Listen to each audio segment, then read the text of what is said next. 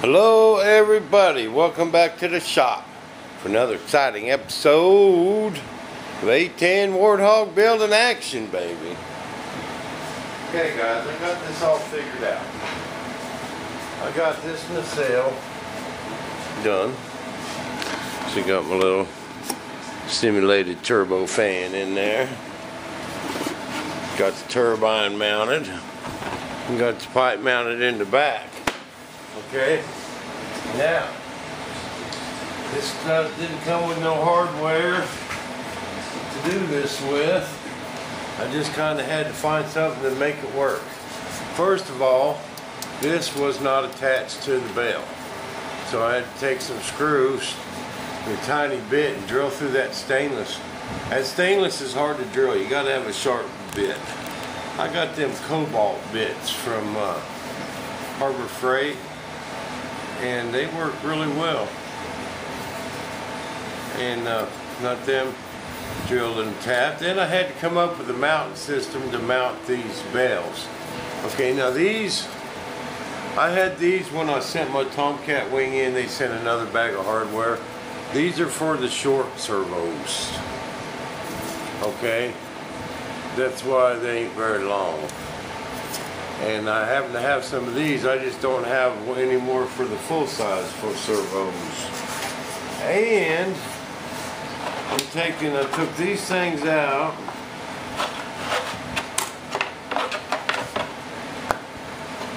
The ones that came with it, and replacing it with these, because they ain't near big enough for this turbine. Okay? So, I made them fit a little better too. Theirs didn't fit too well. Okay, put these things in there first. Alright.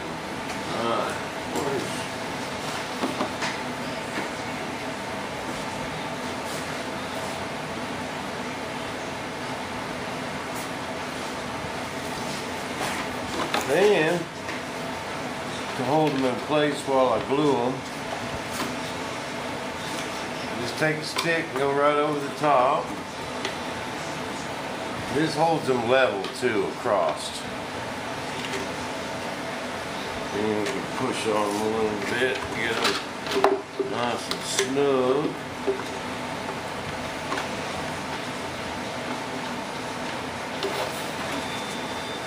But these were just way too thin. And see, they need to be rounded more on this side. By the time I did that, they had been way too thin. So I just made new ones. See? You see in there? Now, I'm going to take my pastry bag and I'm going to glue them in there. You guys that don't know how to make a pastry bag, pay attention. Take your magazine. You know, I use my model magazines up as fast as I get them. I have no pile of model magazines. Like most people. I use these things for bondoing. I use them for mixing epoxy. I use them for pastry bags. So the paper's kind of thin. Anytime I'm use more than just a little bit of epoxy. If you're just making a little bit, just one page is fine. But if you're gonna, the more epoxy you mix, the more pages you have to use. See, I got 2 pages there. Okay, tear it out, turn it upside down to where the sticky side of that tape is up. Okay?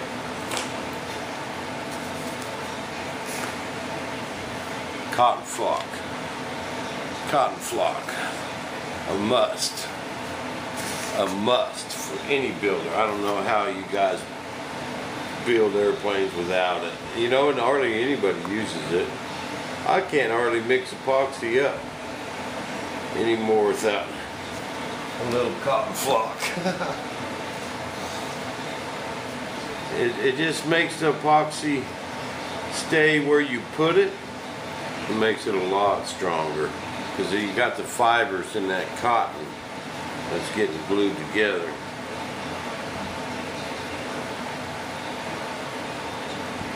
CTS sells it. You can just Google cotton flock. You can probably find it. The last time I bought it, they sent me a trash bag full of it for like 20 bucks. Don't get too much out there, just blow the excess away. Okay, this part's pretty critical where you put your blob.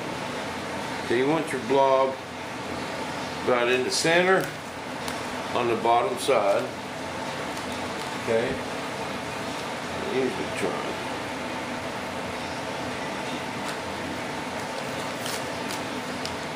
And stick that corner up there like so.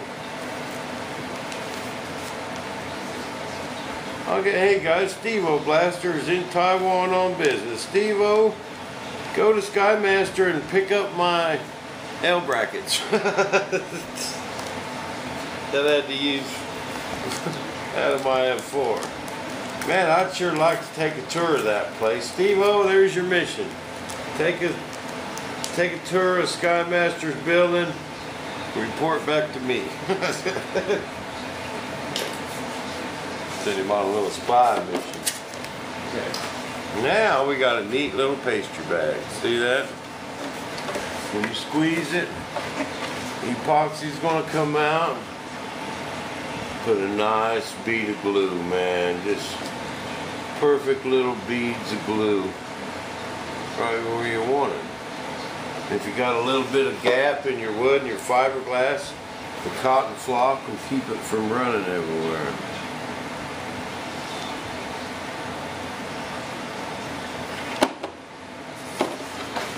Now you can use baking soda to thicken up your epoxy, micro balloons. I like to put a mixture. Actually, but I'm out of micro balloons at the moment. I need to order some more. But actually a mixture of about 50% cotton flock and 50% micro balloons it gives you a lighter epoxy. You know.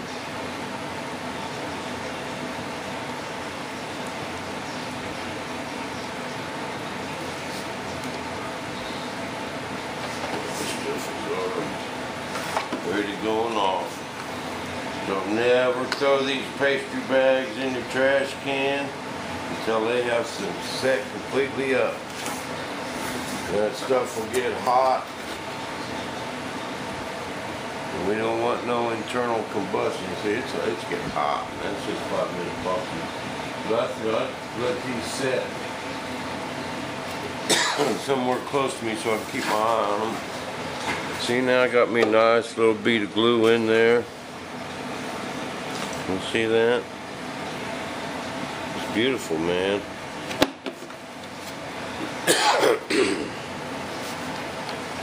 Okay. But, okay, back to these. Now these were kind of a pain to center up because they're off center, because that board ain't in the center. And see, I had to add this to my turbine. So actually them rails are offset. Okay, so these got to be offset. What I did is I took my little clips.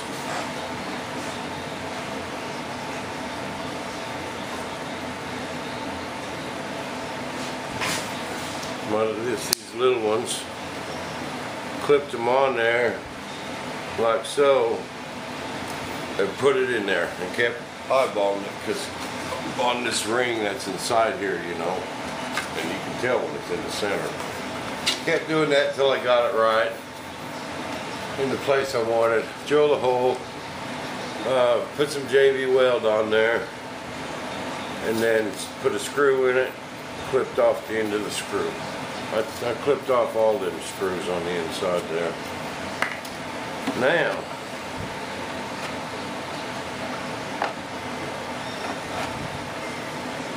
sit another minute.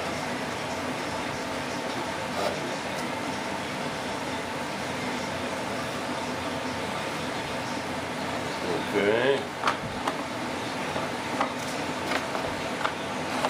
What I did is, how I made these is I basically traced one of these and I just made it thicker on this side. And I had to trim off and just leave them tabs so this can go in.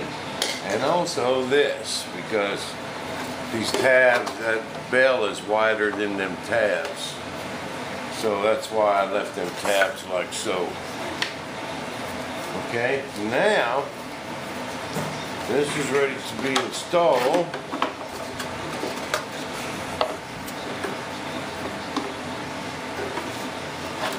See, you can look through the front and see how I eyeballed that thing, how I got it in the center.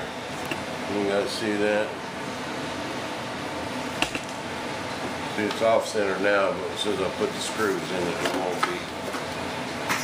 Okay. Then I had to order a bunch of stuff from DreamWorks. I got the flaps all done on the wings, hooked up to the servos, but they sent plastic horns for the ailerons, the elevator, and the rudders. The flaps were phenolic, you know, them little horns. And I needed extension cords. The rudders take smaller servos, had to order a bunch of stuff. Brake valve.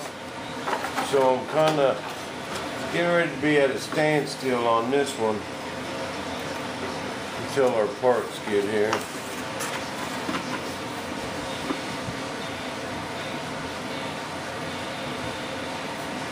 Okay.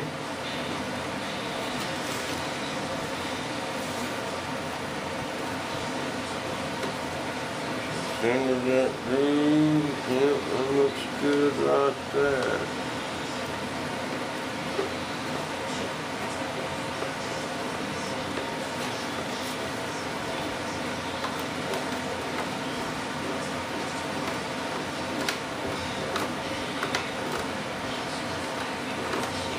But kind of the way they had this set up, there was a big gap between this rail and the fiberglass. Big gap. I mean, it was like that, which would make that turbine want to bounce around and stuff. So that's another reason why I wanted to cut my own, so I could make them fit. All I had to do was just kind of trim, you know, a little bit around there, a little bit around there. I did that with my sander and made them fit nicely. Okay, check that one more time. It's good. I need to get another house screw.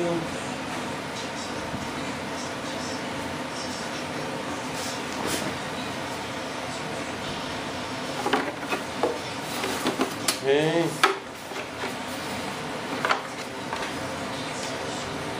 So, I think until these parts get here, I might just get that F4 out a little bit. What do you guys think? You guys want to see some F4 building action? I've got everything I need to get that thing flying. I'm just going to strip the 16. And one guy emailed me he wanted to buy it. Said he was going to talk to his wife. His wife must have said no. Sorry, man. But it's still for sale. Anyone wants my F16? Now, most of them nose gear problems, I think, was because I had a leak in my airline, remember? But I'm going to strip the servos out of it and everything, so I'll let it go cheap. That thing's about $3,500 shipped to your door new. I'm thinking around $1,000. That's with no cockpit. It's got a cockpit in it. Got a pilot in it. Okay, bam. Now, this has to go in before the turbine. Okay. I got this, I sanded that edge.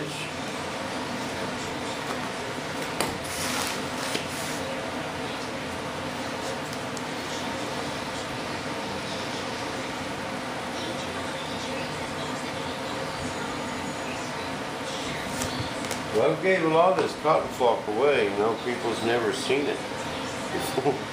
we got to Kentucky, I took a sandwich bag with some cotton flock in it. My neighbor guys were sitting there. I said, here you guys go. I'm just going to put this bag right here on the table. If you guys if you guys want a little bump, help yourself. They thought I was talking about cocaine. It looks like it, you know. And they gave me the strangest look. I said, no, it's cotton flock. Help yourself. You got to glue anything together. See, it just makes that epoxy just stay where you put it. It makes it a lot stronger.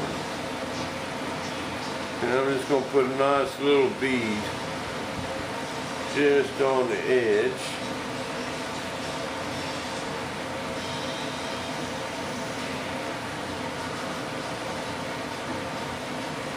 So it don't gush out everywhere.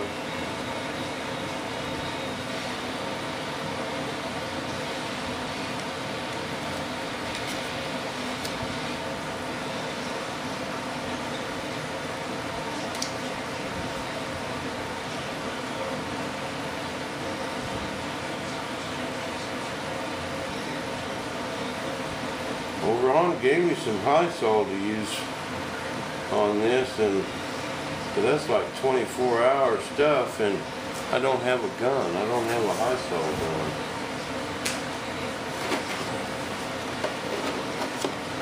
Okay. Now,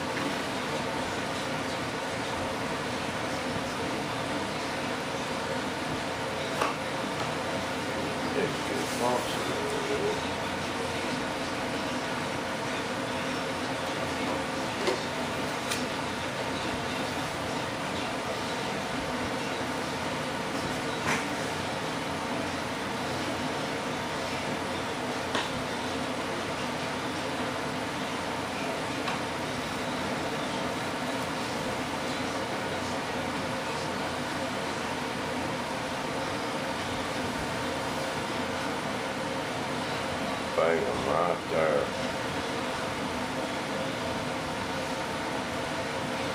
Okay, now there's a little more gushing out, but it's alright. We ain't going to worry about it. I'll show you how to get it out of there without messing anything up.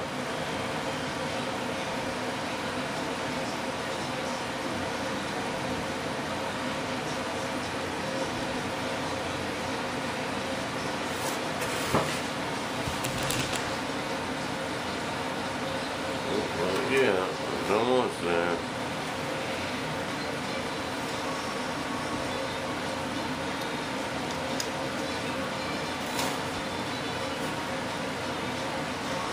Well, Big Brother's on tonight. Love that show. I don't know why they let a couple people to tell everybody what to do. You know? You better vote this way or we're coming after you. Well, shoot, how about if I just come after you? I'll vote your dumb ass.